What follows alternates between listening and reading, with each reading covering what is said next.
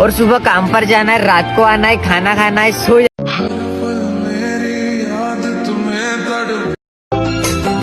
लड़की कभी किसी एक की नहीं हो सकती, और ये बात हमें एक लड़की ने ही बताई है। जा जहाँ जाबे हुआ खुश रहबे दुआ देबू तो के हर जाई তোরা রে গোহা তোমারে নয়ন জিলিকি জানা আমি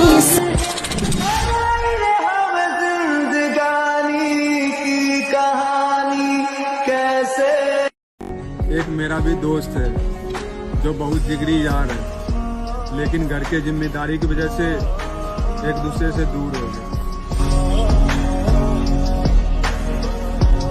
তুমি চালে মোৰ ভাল লাগি নাজানো এতিয়া তোমাৰ মোলৈ মনত পৰে নে নপৰে, কিন্তু তোমাৰ স্মৃতিবোৰ মই আজিও পাহৰিব পৰা নাই আৰু কেতিয়াও পাহৰিবও নোৱাৰো।